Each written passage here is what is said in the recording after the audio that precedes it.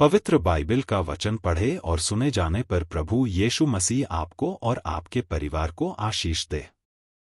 पवित्र बाइबल लूका की पुस्तक का 11 अध्याय वचन 1 से 54 यह कहता है। वचन 1। फिर वह किसी जगह प्रार्थना कर रहा था, और जब वह प्रार्थना कर चुका तो उसके चेलों में से एक ने उससे कहा, हे प्रभु, जैसे यूहन्ना ने अपने चेलों को प्रार्थना करना सिखलाया वैसे ही हमें भी तू सिखा दे। वचन 2। उसने उनसे कहा, जब तुम प्रार्थना करो तो कहो, हे पिता, तेरा नाम पवित्र माना जाए, तेरा राज्य आए। वचन 3। हमारी दिन भर की रोटी हर दिन हमें दिया कर। वचन 4। और हमारे पापों को क्षमा कर, क्योंकि हम भी अपने हर एक अपराधी को क्षमा करते हैं, और हमें परीक्षा में न ला। वचन 5। और उसने उनसे कहा, तुम में से कौन है कि उसका एक मित्र हो, और वह आधी रात को उसके पास आकर उससे कहे कि हे मित्र, मुझे 3 रोटियां दे। वचन 6। क्योंकि एक यात्री मित्र मेरे पास आया है, और उसके आगे रखने के लिए मेरे पास कुछ नहीं है। वचन 7। और वह भीतर से उत्तर दे कि मुझे दुख न दे, अब तो द्वार बंद है, और मेरे बालक मेरे पास बिछौने पर हैं, इसलिए मैं उठकर तुझे दे नहीं सकता। वचन 8। मैं तुमसे कहता हूं, यदि उसका मित्र होने पर भी उसे उठकर न दे, तो भी उसके लज्जा छोड़कर मांगने के कारण उसे जितनी आवश्यकता हो उतनी उठकर देगा।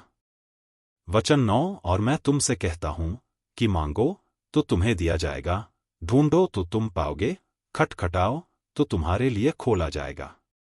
वचन 10। क्योंकि जो कोई मांगता है उसे मिलता है, और जो ढूंढता है वह पाता है, और जो खटखटाता है उसके लिए खोला जाएगा। वचन 11। तुम में से ऐसा कौन पिता होगा कि जब उसका पुत्र रोटी मांगे तो उसे पत्थर दे, या मछली मांगे तो मछली के बदले उसे सांप दे। वचन 12। या अंडा मांगे तो उसे बिच्छू दे। वचन 13। सो जब तुम बुरे होकर अपने लड़के बालों को अच्छी वस्तुएं देना जानते हो, तो स्वर्गीय पिता अपने मांगने वालों को पवित्र आत्मा क्यों ना देगा। वचन 14। फिर उसने एक गूंगी दुष्टात्मा को निकाला, जब दुष्टात्मा निकल गई तो गूंगा बोलने लगा, और लोगों ने अचंभा किया। वचन 15। परंतु उनमें से कितनों ने कहा, यह तो शैतान नाम दुष्टात्माओं के प्रधान की सहायता से दुष्टात्माओं को निकालता है। वचन 16।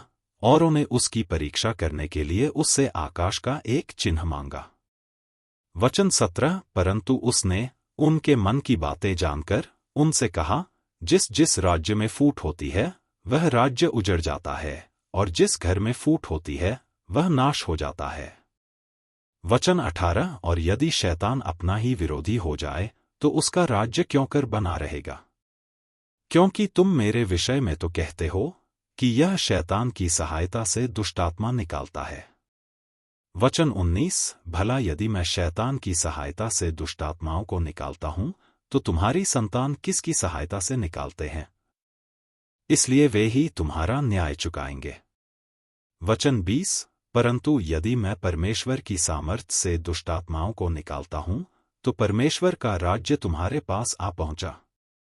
वचन 21। जब बलवंत मनुष्य हथियार बांधे हुए अपने घर की रखवाली करता है तो उसकी संपत्ति बची रहती है। वचन 22। पर जब उससे बढ़कर कोई और बलवंत चढ़ाई करके उसे जीत लेता है, तो उसके वे हथियार जिन पर उसका भरोसा था छीन लेता है, और उसकी संपत्ति लूटकर बांट देता है। वचन 23। जो मेरे साथ नहीं वह मेरे विरोध में है, और जो मेरे साथ नहीं बटोरता वह बिथराता है। वचन 24। जब अशुद्ध आत्मा मनुष्य में से निकल जाती है तो सूखी जगहों में विश्राम ढूंढती फिरती है, और जब नहीं पाती तो कहती है कि मैं अपने उसी घर में जहां से निकली थी लौट जाऊंगी। वचन 25। और आकर उसे झाड़ा बुहारा और सजास जाया पाती है।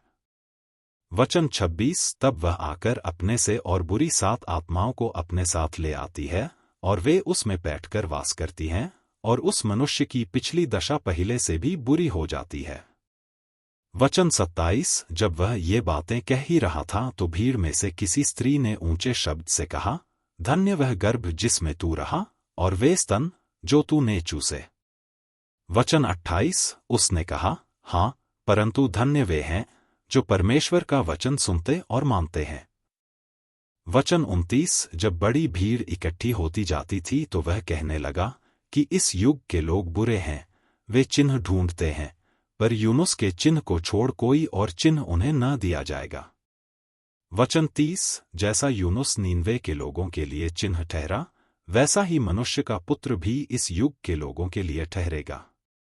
वचन 31। दक्षिण की रानी न्याय के दिन इस समय के मनुष्यों के साथ उठकर उन्हें दोषी ठहराएगी, क्योंकि वह सुलैमान का ज्ञान सुनने को पृथ्वी की छोर से आई, और देखो यहाँ वह है जो सुलैमान से भी बड़ा है। वचन 32। नीनवे के लोग न्याय के दिन इस समय के लोगों के साथ खड़े होकर उन्हें दोषी ठहराएंगे, क्योंकि उन्होंने यूनुस का प्रचार सुनकर मन फिराया, और देखो यहाँ वह है जो यूनुस से भी बड़ा है। वचन 33। कोई मनुष्य दिया बार के तलघरे में या पैमाने के नीचे नहीं रखता, परंतु दीवट पर रखता है कि भीतर आने वाले उजियाला पाएं। वचन 34। तेरे शरीर का दिया तेरी आँख है, इसलिए जब तेरी आँख निर्मल है तो तेरा सारा शरीर भी उजियाला है, परंतु जब वह बुरी है तो तेरा शरीर भी अंधेरा है। वचन 35। इसलिए चौकस रहना कि जो उजियाला तुझ में है वह अंधेरा न हो जाए। वचन 36। इसलिए यदि तेरा सारा शरीर उजियाला हो और उसका कोई भाग अंधेरा न रहे, तो सब का सब ऐसा उजियाला होगा जैसा उस समय होता है जब दिया अपनी चमक से तुझे उजाला देता है। वचन 37। जब वह बातें कर रहा था तो किसी फरीसी ने उससे विनती की कि मेरे यहाँ भेजन कर, और वह भीतर जाकर भोजन करने बैठा। वचन 38। फरीसी ने यह देखकर अचंभा दिया कि उसने भोजन करने से पहले स्नान नहीं किया। वचन 39। प्रभु ने उससे कहा, हे फरीसियों, तुम कटोरे और थाली को ऊपर ऊपर तो मांजते हो, परंतु तुम्हारे भीतर अंधेर और दुष्टता भरी है। वचन 40। हे निर्बुद्धियों, जिसने बाहर का भाग बनाया, क्या उसने भीतर का भाग नहीं बनाया? वचन 41। परंतु हाँ, भीतर वाली वस्तुओं को दान कर दो, तो देखो सब कुछ तुम्हारे लिए शुद्ध हो जाएगा। वचन 42। पर हे फरीसियों, तुम पर हाय, तुम पोदीने और सुदाब का और सब भांति के सागपात का 10वां अंश देते हो, परंतु न्याय को और परमेश्वर के प्रेम को टाल देते हो। चाहिए तो था कि इन्हें भी करते रहते और उन्हें भी ना छोड़ते। वचन 43। हे फरीसियों, तुम पर हाय, तुम आराधनालयों में मुख्य मुख्य आसन और बाजारों में नमस्कार चाहते हो। वचन 44। हाय तुम पर, क्योंकि तुम उन छिपी कब्रों के समान हो जिन पर लोग चलते हैं परंतु नहीं जानते। वचन 45। तब एक व्यवस्थापक ने उसको उत्तर दिया कि हे गुरु, इन बातों के कहने से तू हमारी निंदा करता है। वचन 46। उसने कहा, हे व्यवस्थापकों, तुम पर भी हाय, तुम ऐसे बोझ जिनको उठाना कठिन है मनुष्यों पर लादते हो, परंतु तुम आप उन बोझों को अपनी एक उंगली से भी नहीं छूते। वचन 47। हाय तुम पर, तुम उन भविष्यद्वक्तों की कब्रें बनाते हो जिन्हें ही तुम्हारे बाप दादों ने मार डाला था। वचन 48। सो तुम गवाह हो और अपने बाप दादों के कामों में सहमत हो, क्योंकि उन्होंने तो उन्हें मार डाला और तुम उनकी कब्रें बनाते हो। वचन 49। इसलिए परमेश्वर की बुद्धि ने भी कहा है कि मैं उनके पास भविष्यद्वक्ताओं और प्रेरितों को भेजूंगी, और वे उनमें से कितनों को मार डालेंगे और कितनों को सताएंगे।